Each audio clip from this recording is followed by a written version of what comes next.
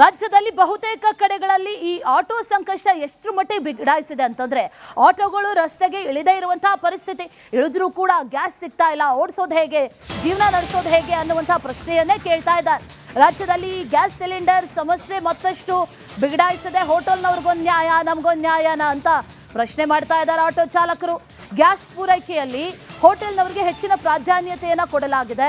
40% ಅವರಿಗೆ ಸಪ್ಲೈ ಮಾಡಿ ಅಂತ ಹೇಳ್ತೀರಿ, ಆದರೆ ನಮಗೆ ಮಾತ್ರ 200-300 ತುಂಬಿಸ್ಕೊಳ್ಳಿ ಅಂತ ಹೇಳೋದು, ಅಥವಾ ಸಿಗದೇ ಇದ್ದಂಥ ಸಂದರ್ಭದಲ್ಲಿ ಪೂರೈಕೆನೇ ಮಾಡದೇ ಇರೋದು, ಇದೆಷ್ಟರ ಮಟ್ಟಿಗೆ ನ್ಯಾಯ, ಇದು ಯಾವ ರೀತಿಯ ನ್ಯಾಯ ಅಂತ ಕೇಳ್ತಿದ್ದಾರೆ ಆಟೋ ಚಾಲಕರು. ನಮ್ಮ ಗೋಳನ್ನ ಕೇಳೋರು ಯಾರು ಅಂತ ಪ್ರಶ್ನೆ ಮಾಡಿದ್ದಾರೆ ಆಟೋ ಚಾಲಕರು. ಆಕ್ರೋಶವನ್ನ ವ್ಯಕ್ತಪಡಿಸಿದ್ದಾರೆ. ನಾಳೆ ಸರ್, ನಾವು ಬೆಳಗ್ಗೆ ಒಂದು 3:30-4 ಗಂಟೆಗೆ ಬಂದು ನಿಂತಿದ್ದೀವಿ ಸರ್. ಇನ್ನೂ ನಾವು ಗ್ಯಾಸೇ ಹಾಕಿಸ್ಕೊತಾ ಇಲ್ಲ. ಫಸ್ಟು ಮನೆ ತಾವು ಬಂದು ನಮ್ಗೆ ಓಟ್ ಹಾಕಿ ಅಂತಾರೆ. ನಮ್ಮ ಆಟೋ ಡ್ರೈವರ್ಗಳು ಕಷ್ಟ ಯಾರ ಹತ್ರ ಹೇಳ್ಕೊಳ್ಳೋದು ಸರ್? ಇವ್ರು ಎ ಸಿಲಿ ಇರ್ತಾರೆ.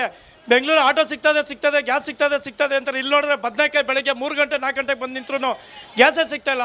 ಒಂದು ಬಂಕಲ್ಲಿ ನೋಡಿದ್ರೆ 105 ರೂಪಾಯಿ ಮಾಡ್ತಾರೆ, ಒಂದ್ರಲ್ಲಿ ನೋಡಿದ್ರೆ 90, ಒಂದ್ರಲ್ಲಿ ನೋಡಿದ್ರೆ 85. ಯಾವುದೇ ಥರದ ಒಂದು ಇದೆ ಜನಗಳಿಗೆ ಬೇಡಿಕೆ ಇದು ಮಾಡ್ತಾ ಇಲ್ಲ ಸರ್ ಇವರು. ಸರ್, ಇದಕ್ಕೇನಾದರೂ ನೀವು ಸರ್ಕಾರ ನಮಗೆ ಆಟೋ ಡ್ರೈವರ್ಗಳಿಗೆ ಏನಾದರೂ ಒಂದು ಸ್ಪಂದಿಸಬೇಕು ಸರ್. ಇಲ್ಲಾಂದರೆ ನಾಳೆ ದಿನ ನಾವೆಲ್ಲ ಬಂದು ಗಲಾಟೆ ಮಾಡಬೇಕಾಗುತ್ತೆ ಸರ್. ನಾವು ಪ್ರತಿಯೊಬ್ಬರು ಚಾಲಕರು ಬಂದು ವಿಧಾನಸೌಧ ಮುತ್ತಿಗೆ ಹಾಕಬೇಕು ಅಂತ ಡಿಸೈಡ್ ಮಾಡಿದ್ದೀವಿ ಸರ್. ಇನ್ನೊಂದು 2-3 ದಿನ ನೋಡ್ತೀವಿ ಸರ್. ನಾವು ನಾಳಿದ್ದು ಏನಾದರೂ ಇದೇ ಥರ ಆದರೆ ಪ್ರತಿಯೊಬ್ಬರು ಡ್ರೈವರ್ಸ್ಗಳು ಬಂದು ವಿಧಾನಸೌಧನ ಮುತ್ತಿಗೆ ಹಾಕೋದಂತೂ ಗ್ಯಾರಂಟಿ ಸರ್.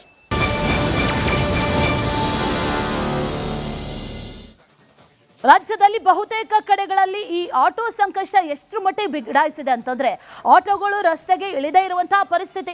ಇಳಿದ್ರೂ ಕೂಡ ಗ್ಯಾಸ್ ಸಿಗ್ತಾ ಇಲ್ಲ, ಓಡಿಸೋದು ಹೇಗೆ, ಜೀವನ ನಡೆಸೋದು ಹೇಗೆ ಅನ್ನುವಂತಹ ಪ್ರಶ್ನೆಯನ್ನೇ ಕೇಳ್ತಾ ಇದ್ದಾರೆ. ರಾಜ್ಯದಲ್ಲಿ ಗ್ಯಾಸ್ ಸಿಲಿಂಡರ್ ಸಮಸ್ಯೆ ಮತ್ತಷ್ಟು ಬಿಗಡಾಯಿಸಿದೆ. ಹೋಟೆಲ್ನವ್ರಿಗೊಂದು ನ್ಯಾಯ, ನಮಗೊಂದು ನ್ಯಾಯನ ಅಂತ ಪ್ರಶ್ನೆ ಮಾಡ್ತಾ ಇದ್ದಾರೆ ಆಟೋ ಚಾಲಕರು. ಗ್ಯಾಸ್ ಪೂರೈಕೆಯಲ್ಲಿ ಹೋಟೆಲ್ನವರಿಗೆ ಹೆಚ್ಚಿನ ಪ್ರಾಧಾನ್ಯತೆಯನ್ನು ಕೊಡಲಾಗಿದೆ. 40% ಅವರಿಗೆ ಸಪ್ಲೈ ಮಾಡಿ ಅಂತ ಹೇಳ್ತೀರಿ, ಆದರೆ ನಮಗೆ ಮಾತ್ರ 200-300 ತುಂಬಿಸ್ಕೊಳ್ಳಿ ಅಂತ ಹೇಳೋದು, ಅಥವಾ ಸಿಗದೇ ಇದ್ದಂಥ ಸಂದರ್ಭದಲ್ಲಿ ಪೂರೈಕೆನೇ ಮಾಡದೇ ಇರೋದು, ಇದೆಷ್ಟರ ಮಟ್ಟಿಗೆ ನ್ಯಾಯ, ಇದು ಯಾವ ರೀತಿಯ ನ್ಯಾಯ ಅಂತ ಕೇಳ್ತಿದ್ದಾರೆ ಆಟೋ ಚಾಲಕರು. ನಮ್ಮ ಗೋಳನ್ನ ಕೇಳೋರು ಯಾರು ಅಂತ ಪ್ರಶ್ನೆ ಮಾಡಿದ್ದಾರೆ ಆಟೋ ಚಾಲಕರು. ಆಕ್ರೋಶವನ್ನ ವ್ಯಕ್ತಪಡಿಸಿದ್ದಾರೆ. ನಾಳೆ ಸರ್, ನಾವು ಬೆಳಗ್ಗೆ ಒಂದು 3:30-4 ಗಂಟೆಗೆ ಬಂದು ನಿಂತಿದ್ದೀವಿ ಸರ್. ಇನ್ನೂ ನಾವು ಗ್ಯಾಸೇ ಹಾಕಿಸ್ಕೊತಾ ಇಲ್ಲ. ಫಸ್ಟು ಮನೆ ತಾವು ಬಂದು ನಮ್ಗೆ ಓಟ್ ಹಾಕಿ ಅಂತಾರೆ. ನಮ್ಮ ಆಟೋ ಡ್ರೈವರ್ಗಳು ಕಷ್ಟ ಯಾರ ಹತ್ರ ಹೇಳ್ಕೊಳ್ಳೋದು ಸರ್? ಇವ್ರು ಎ ಸಿಲಿ ಇರ್ತಾರೆ. ಬೆಂಗಳೂರು ಆಟೋ ಸಿಗ್ತದೆ, ಗ್ಯಾಸ್ ಸಿಗ್ತದೆ ಅಂತಾರೆ. ಇಲ್ಲಿ ನೋಡಿದ್ರೆ ಬದನೆಕಾಯಿ ಬೆಳಗ್ಗೆ 3 ಗಂಟೆ 4 ಗಂಟೆಗೆ ಬಂದು ನಿಂತ್ರು ಗ್ಯಾಸೇ ಸಿಗ್ತಾಯಿಲ್ಲ. ಒಂದು ಬಂಕಲ್ಲಿ ನೋಡಿದ್ರೆ 105 ರೂಪಾಯಿ ಮಾಡ್ತಾರೆ, ಒಂದ್ರಲ್ಲಿ ನೋಡಿದ್ರೆ 90, ಒಂದ್ರಲ್ಲಿ ನೋಡಿದ್ರೆ 85. ಯಾವುದೇ ಥರದ ಒಂದು ಇದೆ ಜನಗಳಿಗೆ ಬೇಡಿಕೆ ಇದು ಮಾಡ್ತಾ ಇಲ್ಲ ಸರ್ ಇವರು. ಸರ್, ಇದಕ್ಕೇನಾದರೂ ನೀವು ಸರ್ಕಾರ ನಮಗೆ ಆಟೋ ಡ್ರೈವರ್ಗಳಿಗೆ ಏನಾದರೂ ಒಂದು ಸ್ಪಂದಿಸಬೇಕು ಸರ್. ಇಲ್ಲಾಂದರೆ ನಾಳೆ ದಿನ ನಾವೆಲ್ಲ ಬಂದು ಗಲಾಟೆ ಮಾಡಬೇಕಾಗುತ್ತೆ ಸರ್. ನಾವು ಪ್ರತಿಯೊಬ್ಬರು ಚಾಲಕರು ಬಂದು ವಿಧಾನಸೌಧ ಮುತ್ತಿಗೆ ಹಾಕಬೇಕು ಅಂತ ಡಿಸೈಡ್ ಮಾಡಿದ್ದೀವಿ ಸರ್. ಇನ್ನೊಂದು 2-3 ದಿನ ನೋಡ್ತೀವಿ ಸರ್. ನಾವು ನಾಳಿದ್ದು ಏನಾದರೂ ಇದೇ ಥರ ಆದರೆ ಪ್ರತಿಯೊಬ್ಬರು ಡ್ರೈವರ್ಸ್ಗಳು ಬಂದು ವಿಧಾನಸೌಧನ ಮುತ್ತಿಗೆ ಹಾಕೋದಂತೂ ಗ್ಯಾರಂಟಿ ಸರ್.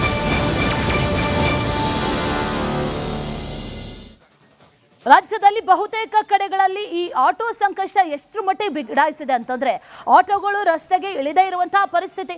ಇಳಿದ್ರೂ ಕೂಡ ಗ್ಯಾಸ್ ಸಿಗ್ತಾ ಇಲ್ಲ, ಓಡಿಸೋದು ಹೇಗೆ, ಜೀವನ ನಡೆಸೋದು ಹೇಗೆ ಅನ್ನುವಂತಹ ಪ್ರಶ್ನೆಯನ್ನೇ ಕೇಳ್ತಾ ಇದ್ದಾರೆ. ರಾಜ್ಯದಲ್ಲಿ ಗ್ಯಾಸ್ ಸಿಲಿಂಡರ್ ಸಮಸ್ಯೆ ಮತ್ತಷ್ಟು ಬಿಗಡಾಯಿಸಿದೆ. ಹೋಟೆಲ್ನವ್ರಿಗೊಂದು ನ್ಯಾಯ, ನಮಗೊಂದು ನ್ಯಾಯನ ಅಂತ ಪ್ರಶ್ನೆ ಮಾಡ್ತಾ ಇದ್ದಾರೆ ಆಟೋ ಚಾಲಕರು. ಗ್ಯಾಸ್ ಪೂರೈಕೆಯಲ್ಲಿ ಹೋಟೆಲ್ನವರಿಗೆ ಹೆಚ್ಚಿನ ಪ್ರಾಧಾನ್ಯತೆಯನ್ನು ಕೊಡಲಾಗಿದೆ. 40% ಅವರಿಗೆ ಸಪ್ಲೈ ಮಾಡಿ ಅಂತ ಹೇಳ್ತೀರಿ, ಆದರೆ ನಮಗೆ ಮಾತ್ರ 200-300 ತುಂಬಿಸ್ಕೊಳ್ಳಿ ಅಂತ ಹೇಳೋದು, ಅಥವಾ ಸಿಗದೇ ಇದ್ದಂಥ ಸಂದರ್ಭದಲ್ಲಿ ಪೂರೈಕೆನೇ ಮಾಡದೇ ಇರೋದು, ಇದೆಷ್ಟರ ಮಟ್ಟಿಗೆ ನ್ಯಾಯ, ಇದು ಯಾವ ರೀತಿಯ ನ್ಯಾಯ ಅಂತ ಕೇಳ್ತಿದ್ದಾರೆ ಆಟೋ ಚಾಲಕರು. ನಮ್ಮ ಗೋಳನ್ನ ಕೇಳೋರು ಯಾರು ಅಂತ ಪ್ರಶ್ನೆ ಮಾಡಿದ್ದಾರೆ ಆಟೋ ಚಾಲಕರು. ಆಕ್ರೋಶವನ್ನ ವ್ಯಕ್ತಪಡಿಸಿದ್ದಾರೆ. ನಾಳೆ ಸರ್, ನಾವು ಬೆಳಗ್ಗೆ ಒಂದು 3:30-4 ಗಂಟೆಗೆ ಬಂದು ನಿಂತಿದ್ದೀವಿ ಸರ್. ಇನ್ನೂ ನಾವು ಗ್ಯಾಸೇ ಹಾಕಿಸ್ಕೊತಾ ಇಲ್ಲ. ಫಸ್ಟು ಮನೆ ತಾವು ಬಂದು ನಮ್ಗೆ ಓಟ್ ಹಾಕಿ ಅಂತಾರೆ. ನಮ್ಮ ಆಟೋ ಡ್ರೈವರ್ಗಳು ಕಷ್ಟ ಯಾರ ಹತ್ರ ಹೇಳ್ಕೊಳ್ಳೋದು ಸರ್? ಇವ್ರು ಎ ಸಿಲಿ ಇರ್ತಾರೆ. ಬೆಂಗಳೂರು ಆಟೋ ಸಿಗ್ತದೆ, ಗ್ಯಾಸ್ ಸಿಗ್ತದೆ ಅಂತಾರೆ. ಇಲ್ಲಿ ನೋಡಿದ್ರೆ ಬದನೆಕಾಯಿ ಬೆಳಗ್ಗೆ 3 ಗಂಟೆ 4 ಗಂಟೆಗೆ ಬಂದು ನಿಂತ್ರು ಗ್ಯಾಸೇ ಸಿಗ್ತಾಯಿಲ್ಲ. ಒಂದು ಬಂಕಲ್ಲಿ ನೋಡಿದ್ರೆ 105 ರೂಪಾಯಿ ಮಾಡ್ತಾರೆ, ಒಂದ್ರಲ್ಲಿ ನೋಡಿದ್ರೆ 90, ಒಂದ್ರಲ್ಲಿ ನೋಡಿದ್ರೆ 85. ಯಾವುದೇ ಥರದ ಒಂದು ಇದೆ ಜನಗಳಿಗೆ ಬೇಡಿಕೆ ಇದು ಮಾಡ್ತಾ ಇಲ್ಲ ಸರ್ ಇವರು. ಇದಕ್ಕೇನಾದರೂ ನೀವು ಸರ್ಕಾರ ನಮಗೆ ಆಟೋ ಡ್ರೈವರ್ಗಳಿಗೆ ಏನಾದರೂ ಒಂದು ಸ್ಪಂದಿಸಬೇಕು ಸರ್. ಇಲ್ಲಾಂದರೆ ನಾಳೆ ದಿನ ನಾವೆಲ್ಲ ಬಂದು ಗಲಾಟೆ ಮಾಡಬೇಕಾಗುತ್ತೆ ಸರ್. ಸರ್ ನಾವು ಪ್ರತಿಯೊಬ್ಬರು ಚಾಲಕರು ಬಂದು ವಿಧಾನಸೌಧ ಮುತ್ತಿಗೆ ಹಾಕಬೇಕು ಅಂತ ಡಿಸೈಡ್ ಮಾಡಿದ್ದೀವಿ ಸರ್. ಸರ್ ಇನ್ನೊಂದು 2-3 ದಿನ ನೋಡ್ತೀವಿ ಸರ್. ನಾವು ನಾಳೆ ನಾಳಿದ್ದು ಏನಾದರೂ ಇದೇ ಥರ ಆದರೆ ಪ್ರತಿಯೊಬ್ಬರು ಡ್ರೈವರ್ಸ್ಗಳು ಬಂದು ವಿಧಾನಸೌಧನ ಮುತ್ತಿಗೆ ಹಾಕೋದಂತೂ ಗ್ಯಾರಂಟಿ ಸರ್. ಸರ್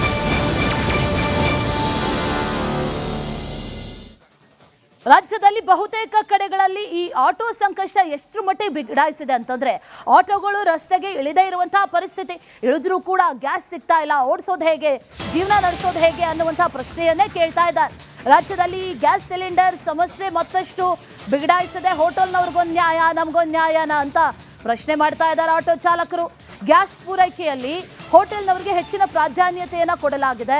40% ಆಯಿಲಿಗೆ ಸಪ್ಲೈ ಮಾಡಿ ಅಂತ ಹೇಳ್ತೀರಿ, ಆದರೆ ನಮಗೆ ಮಾತ್ರ 200-300ಕ್ಕಷ್ಟೇ ತುಂಬಿಸ್ಕೊಳ್ಳಿ ಅಂತ ಹೇಳೋದು, ಅಥವಾ ಸಿಗದೇ ಇದ್ದಂಥ ಸಂದರ್ಭದಲ್ಲಿ ಪೂರೈಕೆನೇ ಮಾಡದೇ ಇರೋದು, ಇದೆಷ್ಟರ ಮಟ್ಟಿಗೆ ನ್ಯಾಯ, ಇದು ಯಾವ ರೀತಿಯ ನ್ಯಾಯ ಅಂತ ಕೇಳ್ತಿದ್ದಾರೆ ಆಟೋ ಚಾಲಕರು.